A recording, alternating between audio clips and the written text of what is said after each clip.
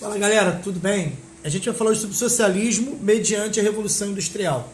A Revolução Industrial nada mais foi um novo arranjo, financeiro, um novo aporte financeiro, uma nova forma de gerir bens, acúmulo de capitais, que agora é uma coisa real, mais do que o feudalismo, que é terra. O dinheiro ganha valor mais do que a terra. A burguesia, ela se acende ao poder melhor do que anteriormente, que só tinha o senhor feudal, né, naquela relação de suzerania e vassalagem. Então, a partir da Revolução Industrial, tanto na primeira e na segunda, a ascensão dessa burguesia faz com que exista aí algumas classes diferenciadas, às vezes umas com os recursos e as outras não. Então nós temos a ideia do capital financeiro, do acúmulo. E isso vai gerar um problema, porque o dono de uma pequena fábrica que está crescendo, depois se torna uma fábrica naquele momento, não dava condição para o seu empregado, o empregado passava os seus apertos para trabalhar, né, sem condição alguma, salário miserável, uma situação totalmente fora dos padrões, né, de uma vida. E também existe um novo arranjo. Então você tem um problema do funcionário aqui, do empregado sendo explorado, sem condição, sem nada aqui, e há também alguma forma, né, de uma nova formação de conglomerados econômicos. Então, como é que a gente vai ver primeiro essa questão do conglomerado econômico com a questão do funcionário, do trabalhador fabril? Primeiro, vamos deixar esse trabalhador de lado no momento um pouquinho. Vamos, a ideia do capitalismo oligopolista. O que a gente tem isso?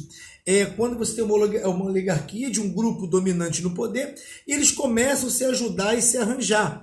Surge três formas de controle financeiro nisso aí: holding, trust e cartel. Tá? Os três, de alguma forma, faz com que um grupo continue dominando, uma vez que vão ter várias empresas, várias indústrias, várias fábricas se ajudando, enquanto o trabalhador está aqui ainda, trabalhando muito, continua trabalhando enquanto a gente fala disso.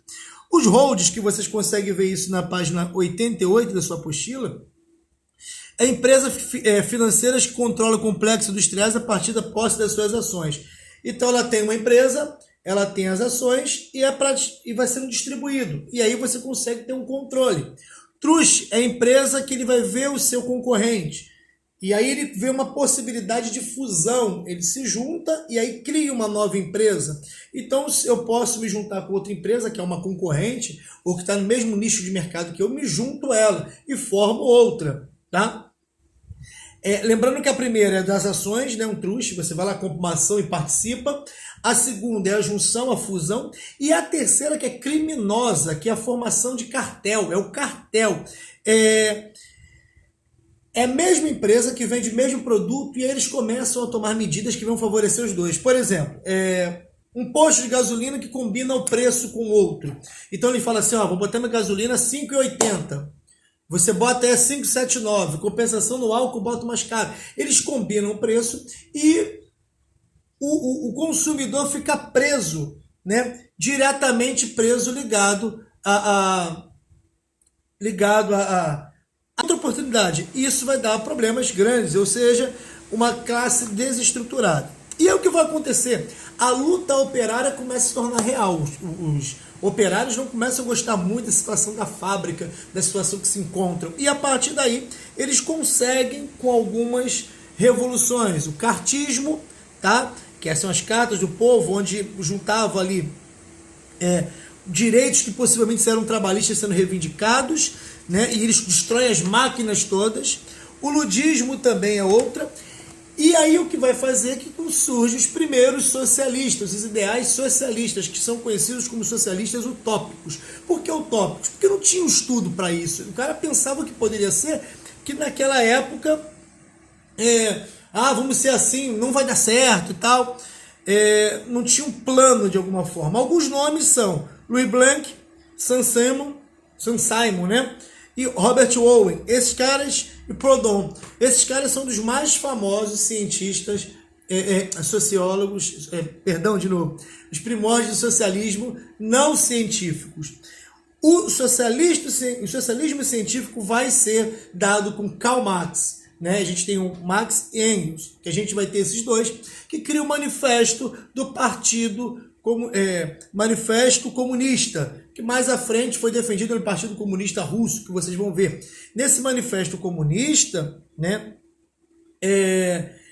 ele apresenta uma luta de classes. O que é luta de classes? Onde a mais-valia era o problemão. O que é a mais-valia? Às vezes o cara utiliza para vender um produto. Vamos supor, esse anel ele gastou para construir, para fazer R$10 em custo, mas ele vende a 100.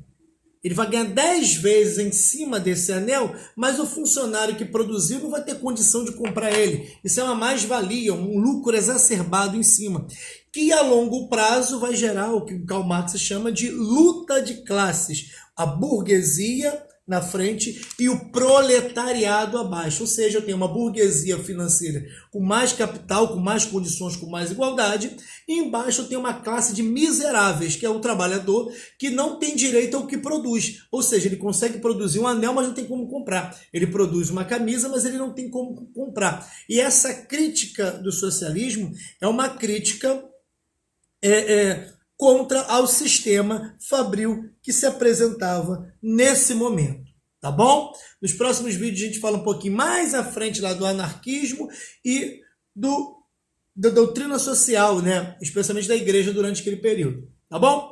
É bem rápido para vocês, História 2, tá?